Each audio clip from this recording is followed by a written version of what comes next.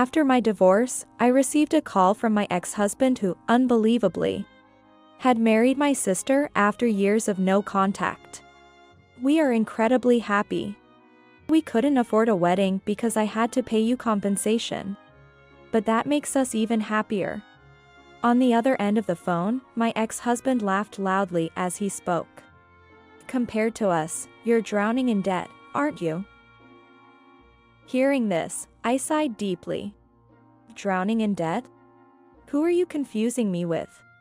3 seconds later, I mercilessly confronted my ex-husband with reality, turning his face pale. My name is Erica.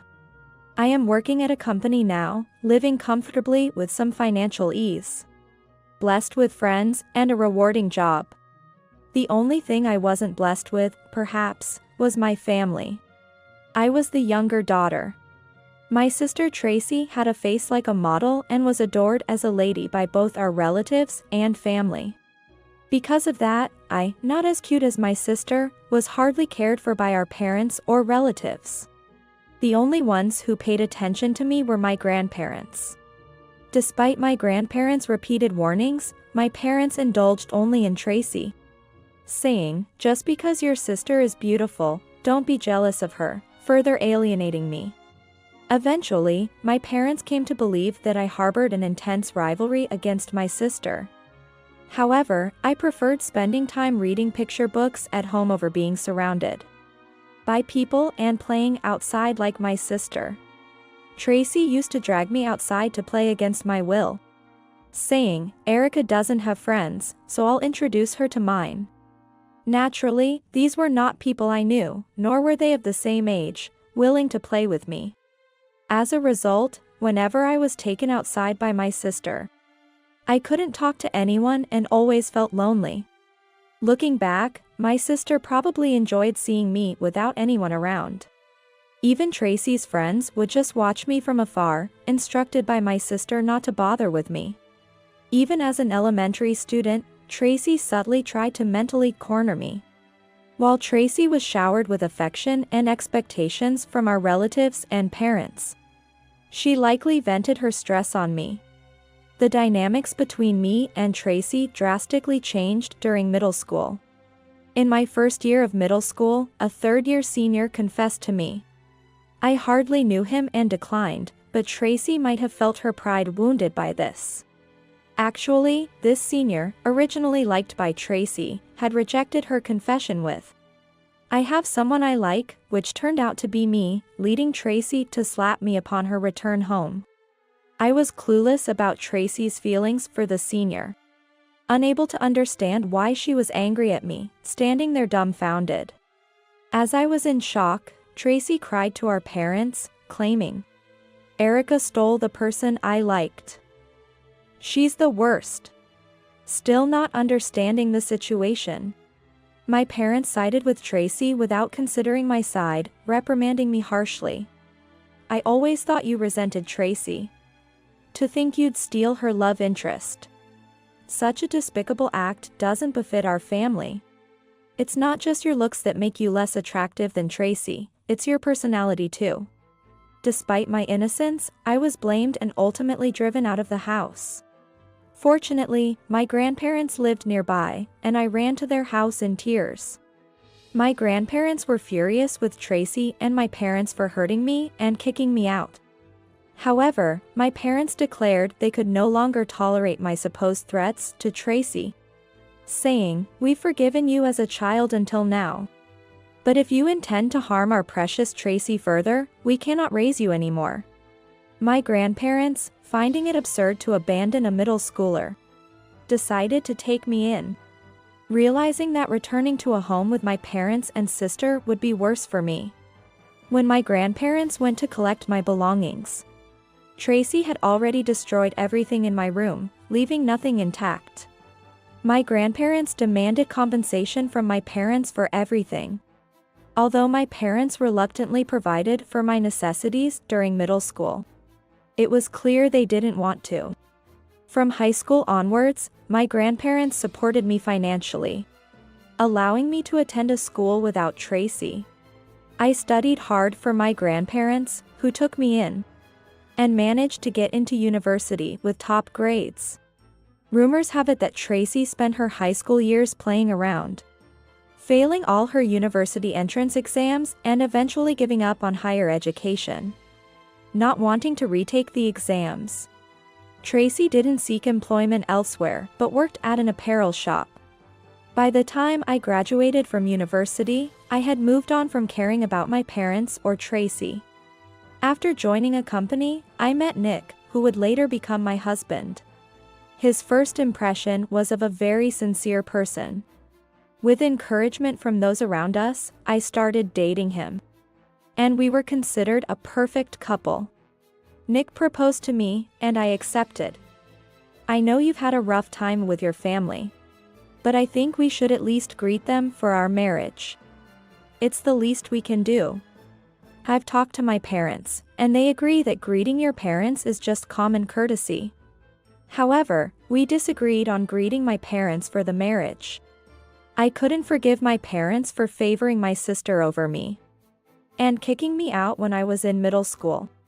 So I didn't want to meet them, even for marriage greetings. Nick insisted, saying it was necessary because they are my parents. I've told you before, Nick, my parents kicked me out when I was in middle school. And they believed my sister when she said I stole her boyfriend. I explained the situation to Nick again, but he persisted, believing it was the right thing to do. Nick was well-intentioned. He grew up in a family with strong bonds and surrounded by friends who shared similar backgrounds. So he couldn't understand our estranged family relationship. If we have to meet anyone, meet my grandparents. They raised you, right? Of course, I'll meet them. But I want to meet your parents too. Even if you say so. Just one meeting. Fine, I understand. At that moment, I realized it was a mistake to let his enthusiasm sway me into bringing him to my family home. When I arrived at my family home with Nick, only my sister was there despite having told them I was introducing my fiancé. Where are Mom and Dad? I asked, to which my sister responded. Considering it's you, they thought you were lying about having a fiancé. So, they went out. You've always been a liar, so they didn't believe you this time either. I'm not the liar here. If anything, it's my sister who has always been deceitful. Nick was surprised too, but he still politely greeted my sister, Tracy. Tracy, on her part, greeted Nick with a bright smile, showing more interest in talking to him than to me. Eventually, my parents returned, and we managed to complete the marriage greeting. However, at this time, my sister Tracy was concocting an unbelievable scheme. After Nick and I visited my family home to introduce him, I started to feel Nick gradually distancing himself from me. I was oblivious until Tracy spilled the beans, but during this time, Nick had been secretly meeting with my sister and our parents. And then, my sister and parents had been feeding him lies about me, telling him that marrying a woman like me would be the end of his life, effectively trying to dissuade him from marrying me. Well, in the end, Nick and I did get married and became a couple. The meddling from Tracy and my parents continued even after Nick and I were married. Gradually, Nick began to believe their lies, and he started not coming home. Eventually, I stopped receiving any responses from Nick. The one who contacted me to suggest we should get a divorce was Nick's mother. I want you and Nick to get a divorce. Ever since I heard about your refusal to greet our parents, I thought it was best not to marry someone like you. When I thought I couldn't get in touch with Nick, his mother suddenly delivered the divorce decree. Right after that, I received a message from my sister Tracy saying, "Serves you right. Your husband is going to marry me. This is what you get for trying to marry before me." Along with photos of her and Nick looking cozy together. Moreover, among those photos were some that clearly only a couple would take, revealing a level of intimacy. I immediately realized that Nick and Tracy had been in a relationship behind my back. And Nick had believed the lies my sister and parents told him, thinking I was the bad one. I could have just faded into the background, but my anger wouldn't allow it. So I took the evidence of the affair to a lawyer.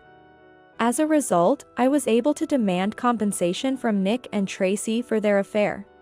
Both of them complained, "Why do we have to pay?" And both sets of parents were angry, saying, "The bad woman is her, not our children."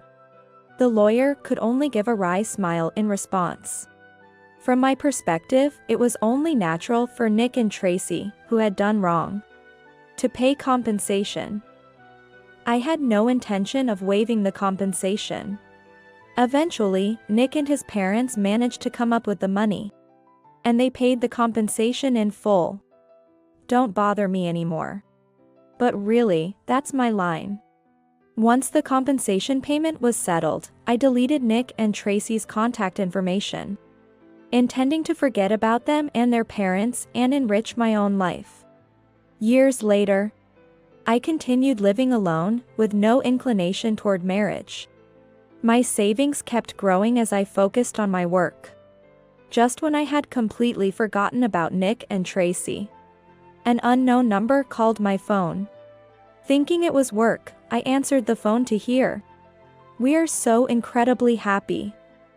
We couldn't have a wedding because we had to pay you compensation.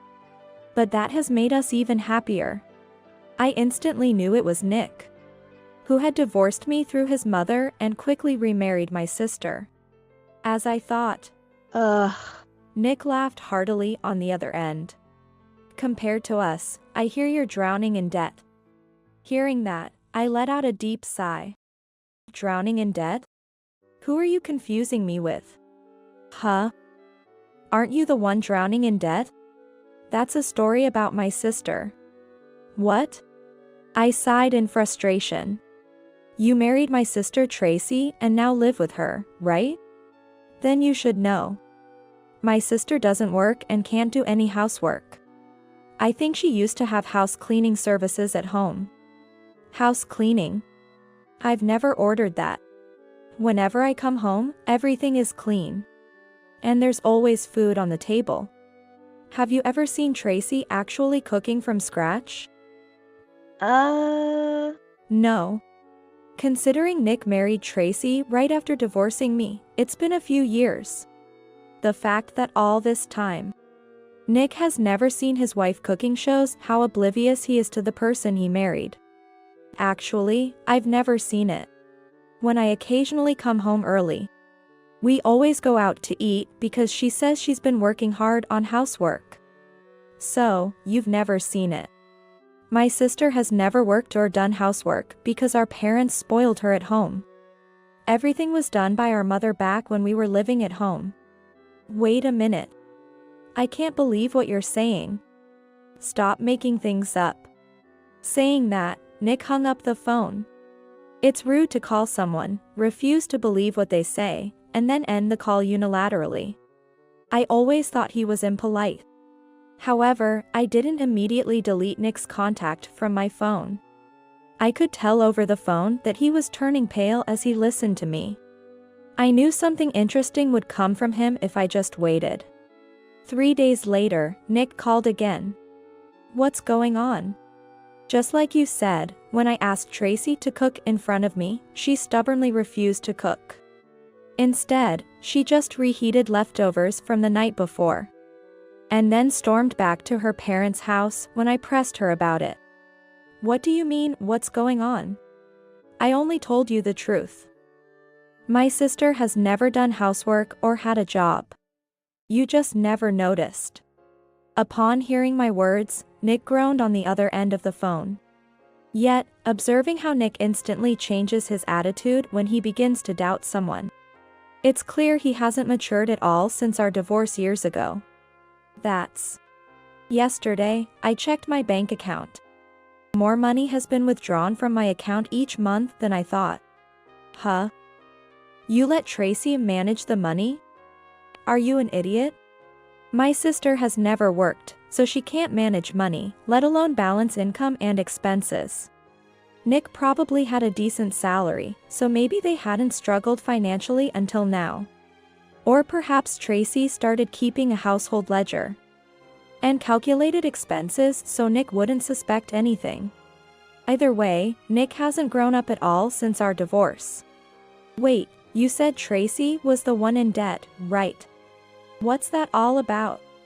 I reluctantly decided to talk about it, thinking that Nick wasn't aware of this story.